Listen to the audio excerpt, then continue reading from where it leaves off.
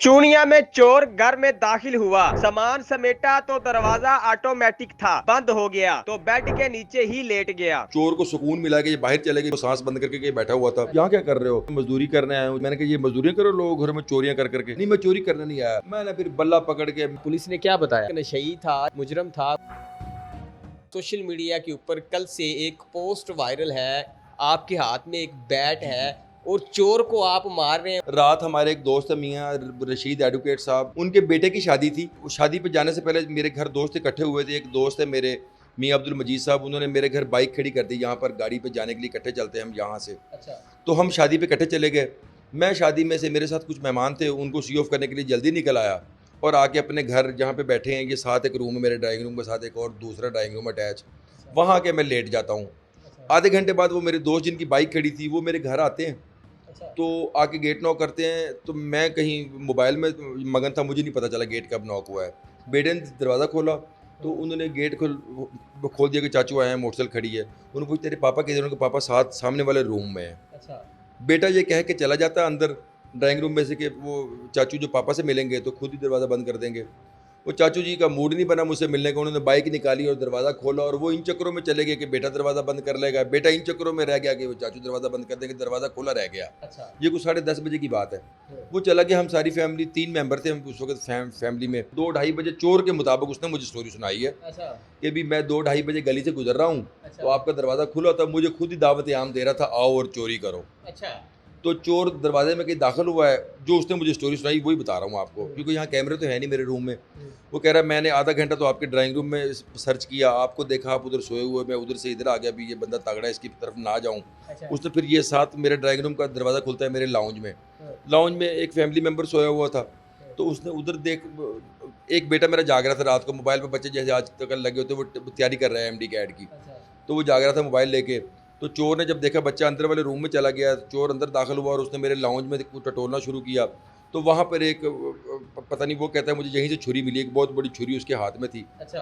वो छुरी लेके सीधा एक हमारे एंड पे रूम है, मेरे इधर टावर एक लगा हुआ है। उसने पकड़ी अपनी हिफाजत के लिए? नहीं, चोर तो हिफाजत नहीं करता, चोर तो हमले के लिए पकड़ता है। वो तो हम शरीफ लोग हिफाजत के लिए पकड़ते हैं। अच्छा। चोर ने तो छुरी इसलिए पकड़ी होगी कि भी वो हम में से कोई जाग जाए तो उस पर हमला कर दे। ये वो सामने रूम में चला गया और रूम में जाके उसने रूम को अभी मतलब वो बंद करके तो लाइट ऑन की है। लाइट ऑन की है तो उसे नज़र आया भी सामने इस रूम का दूसरे रूम में एक रोशनदान सा भी है। अच्छा। उसने फौरी लाइट ऑफ करके और रोशनदान में वहाँ कपड़े वगैरह लगा दिए। अच्छा। इधर मेरे बेटे को वो शक हुआ कि भाई ये इस रूम में लाइट जली और वो ऑफ हो गई है। वो भाग के अपनी माँ के पास आया कि मम्मा उस कमरे में लाइट जली ऑफ हुई। उसने कहा नहीं ऐसे कैसे हो सकता है, रूम की लाइट। अच्छा, यहाँ एंटर तो उसने ये दरवाज़ा भी बंद कर दिया ड्राइंग रूम का आते हुए। हाँ, कि बाहर से कोई और ना देख ले। उसकी माँ ने कहा इस वक्त कौन हो सकता है, तुम देख लो जाकर रूम में जाके। अब ये बातें कर रहे थे, वो साथ ही 5 फुट दूर तो रूम का दरवाज़ा है। उसको चोर ने सारी स्टोरी सुन ली, वो कहीं बेड के नीचे घुस गया। अच्छा, बेड के नीचे? हाँ, बेटा गया रूम में, मोबाइल से लाइट जलाई, रूम लाइट ऑन की, देख दूख के और वापस आ गया।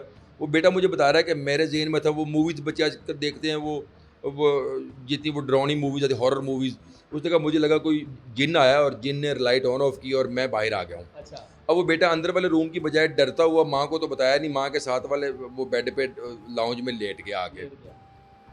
अब चोर साहब अंदर अपनी उन्होंने पूरी रात उन्होंने उधर एक अपर गैलरी है, एक रूम के ऊपर जिस तरह पुराने ज़माने में होती है, कोई 5 फुट की छत डाल दी होती है।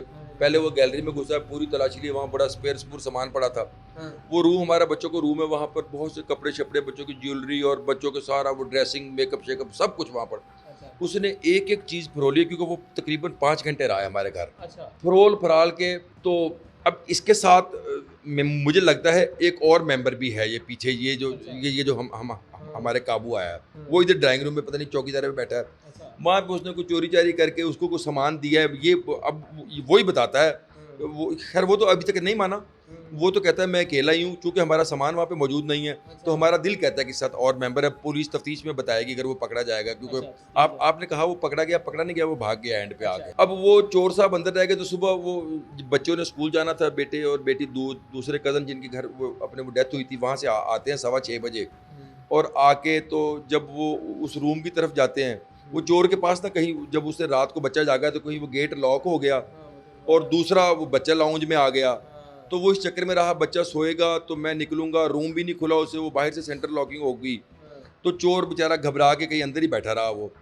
तो जब वो बच्चे आए तो रूम, जाहिर बात इनके पास चाबी थी, बाहर से लॉक खुल ही जाना था। जब इन्होंने देखा चोर साहब ने कि कोई बच्चा आ रहा है रूम में, तो वो चोर कहीं फिर बेड के नीचे घुस गया सुबह 6:15 बजे। अच्छा।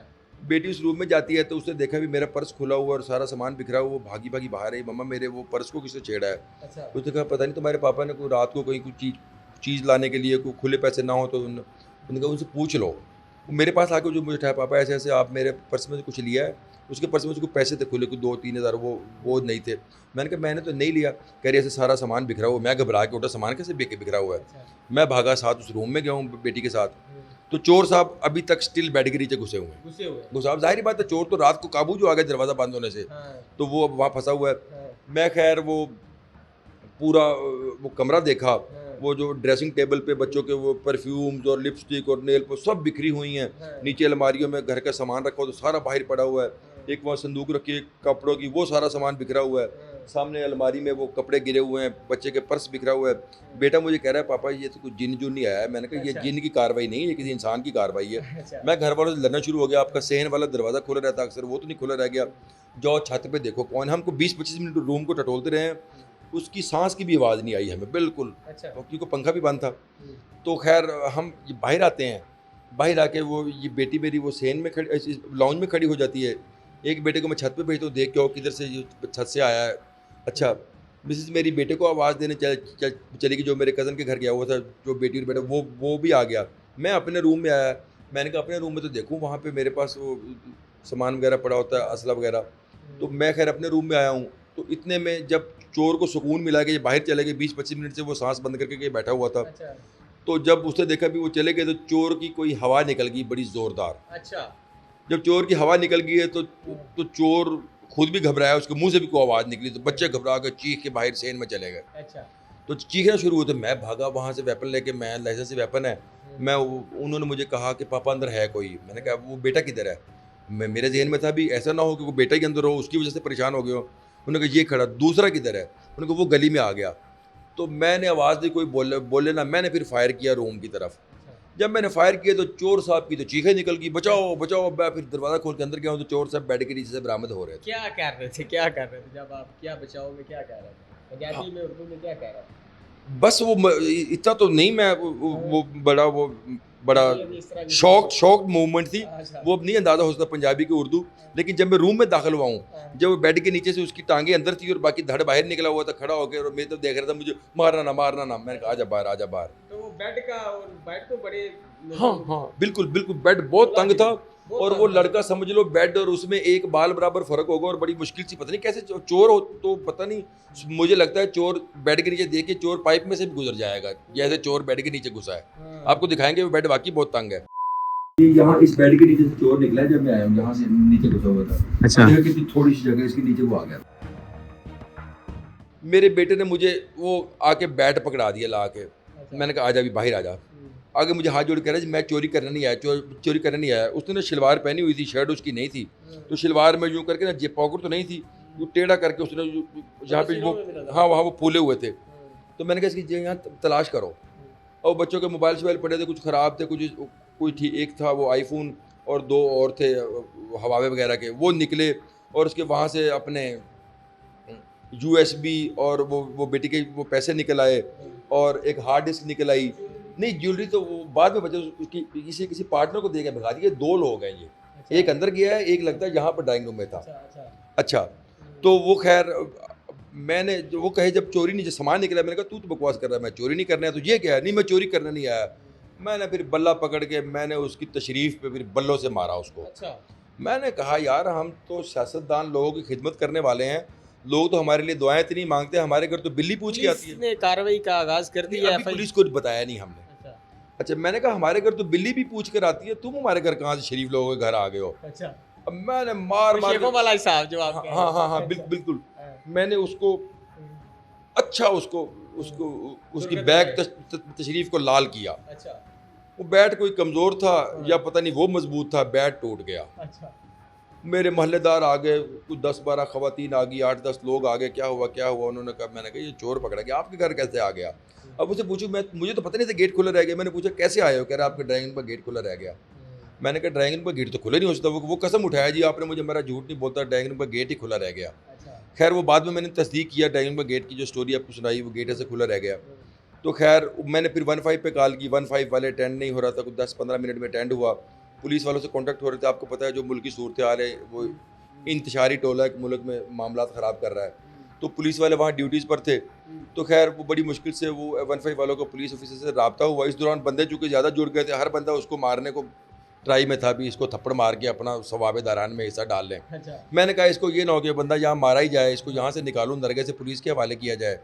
तो जब मैं उसको बाहर सेन में लेके निकला, चूँकि दरवाजे सारे खुले हुए तो लोग आए हुए थे सारे अहले मोहल्ला, तो पुलिस के वेट करने में हम तो पुरसकून थे भी इसकी अच्छी दरगत बनी है, ये कहाँ भागेगा।